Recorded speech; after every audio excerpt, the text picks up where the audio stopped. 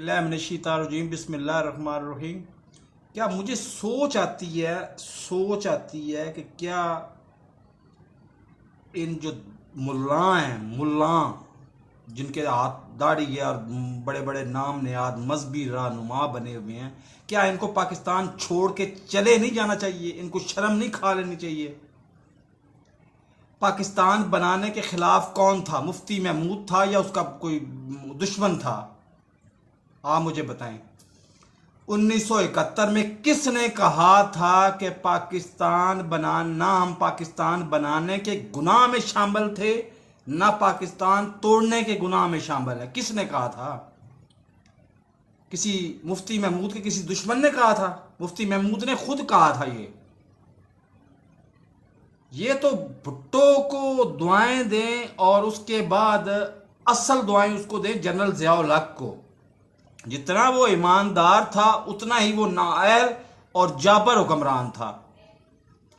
उसने 73 के आइन में भुट्टो ने तरमीम करवाई कि जी, मैं तो कहूँगा नौजुबिल्ला कि कादियानी काफर हैं।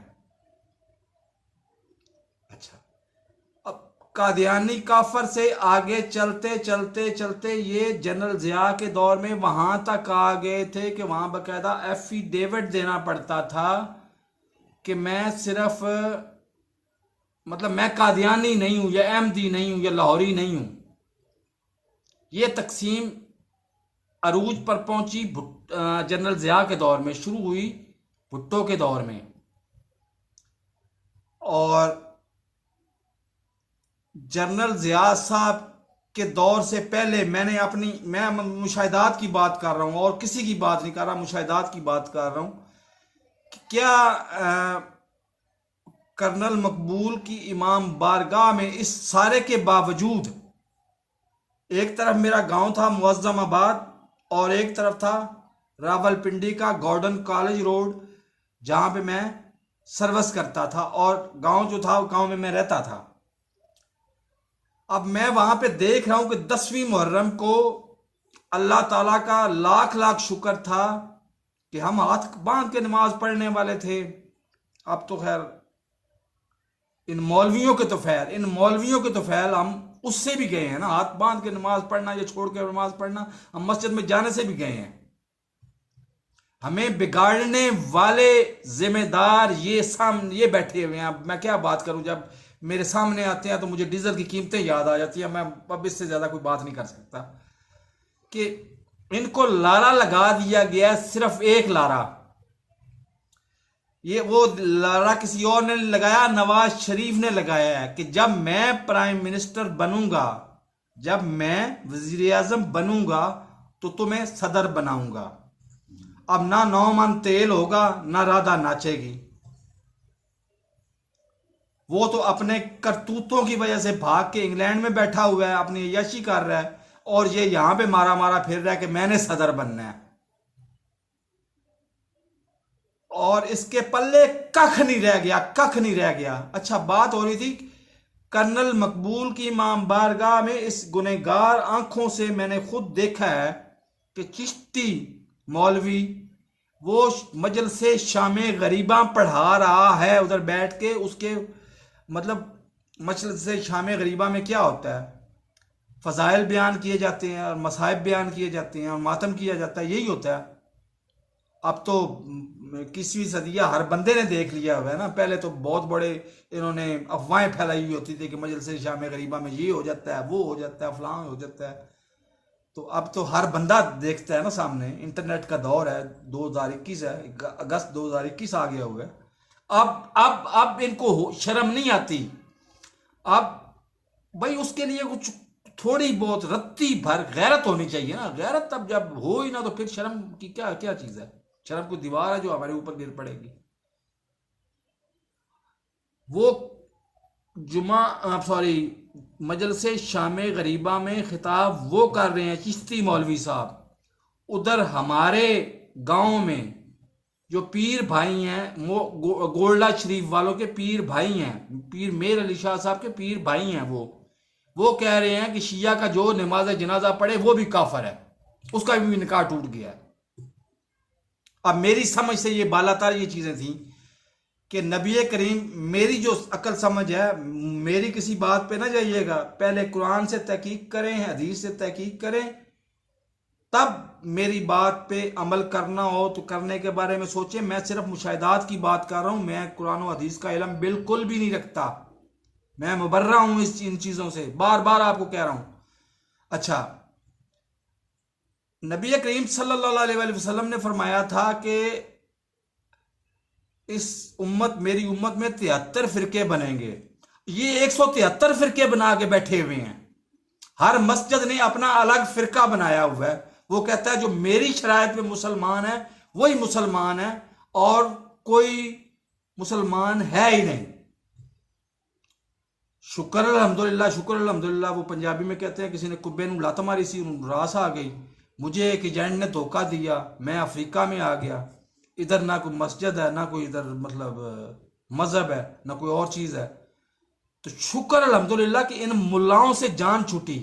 और मेरा ये वजीर आजम इमरान खान से पुरजोर मुतालबा है कि सबसे पहले पाकिस्तान की सर्जरी करें। 73 के आइन से इस्लामी दफात और कादियानियों को काफिर करार देने की दफात को निकालें। उसके बाद जब हर बंदा पाकिस्तान में अपना, उसको अपना पाकिस्तान समझेगा, अपने आप को पाकिस्तानी समझेगा, चाहे वो हिंदू हो, चाहे वो सिख हो, चाहे वो सुन्नी हो, बरेलवी हो, देवबंदी हो, कुछ भी हो। आज तक हमने देख लिया है, हमने देवबंदी रियासत बनाई, हमने किसी हद तक सुन्नी रियासत बनाई, हमने किसी हद तक बरेलवी रियासत बनाई, हमने किसी हद तक बहुत महदूद हद तक लेकिन शिया रियासत भी बनाई। लेकिन मुसलमान रियासत बनाने के हमें तौफीक नहीं हुई।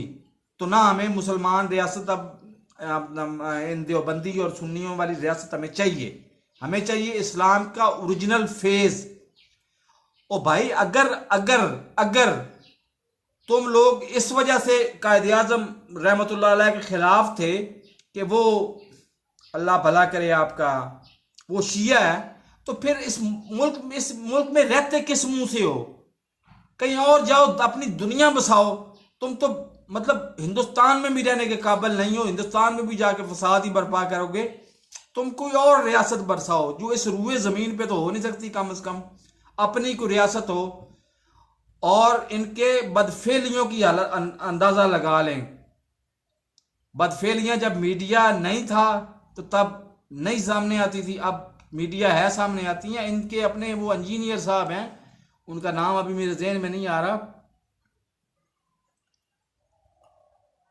अभी इंजीनियर मोहम्मद अली साहब, वो अपनी जबान से, अब वो जुमला निकला हुआ पराया हो चुका हुआ है, वो अपनी जबान से ये इस बात का इतराफ कर चुके हैं कि हम मस्जिदों में पढ़ते रहे हैं, बचपन में पढ़ते रहे हैं, और जो कुछ होता है वो हमें पता है। इसका मतलब है वो भी भुगत चुके हैं। उन्होंने अपना एक कोई ना 175वां फिरका निकाला हुआ है, ठीक है, वो उनका हेडेक है, वो जाने, उनका काम जाने, उनका अल्लाह जाने। लेकिन कहने का मकसद ये है कि ये इस्लामी मुल्ला जो हैं, मुल्ला जिन्होंने, जिनका ये दुआएं दें सारी की सारी जनरल ज़ियाउल हक को। जनरल ज़ियाउल हक ने दरसे निज़ामी को अपना बीए के बराबर करार दे दिया। वरना उस दौर में हमारे पाकिस्तान की, हमारी धरती का वो मतलब जवान जिसने आलमी शोहरत हासिल की, जंग में पैदा हुआ था, डॉक्टर अब्दुल सलाम, उसको इन्होंने कहा जी नहीं, वो नोबल इनाम याफ्ता होने के बावजूद उसको कहा जी नहीं, तुम जाओ, तुम इंग्लैंड में जाके मरो, इधर तुम रह ही नहीं सकते, क्योंकि तुम नौजुबिल्ला कादियानी, और कादियानी काफर होते हैं। ओ मेरे भाई, किस मुंह से तुम लोग इस तरह की बातें करते हो? किस मुंह से तुम लोग मतलब एक बंदा दूसरे बंदे को फतवा देता है कि तुम काफर हो और मैं मुसलमान हूं। ये फतवा देने की सजा या इसका गुनाह पता है तुम लोगों को? तुम लोगों ने कंप्यूटर रखे हुए हैं साथ कि इतने गुनाह कर लिए हैं, इतने सवाब के काम कर लिए हैं, इतना गुनाह कर लेंगे, हिसाब बराबर हो जाएगा। तुम लोगों ने तो मजहब को भी कंप्यूटर बना लिया है, कैलकुलेटर बना लिया है। मजहब शख्सियत का नाम होता है। बहरहाल मेरा सवाल सिर्फ यही है कि ये मुल्लाओं को इस धरती में रहने का इख्तियार हासिल होना चाहिए या नहीं होना चाहिए। नए आने वाले नाजरीन से गुजारिश है, चैनल को सब्सक्राइब करें, साथ लगे बेल आइकन को दबा के ऑल नोटिफिकेशन को ऑन कर दें ताकि मेरी हर नए आने वाली वीडियो का नोटिफिकेशन आपको बर वक्त मिल सके। अल्लाह हाफिज़।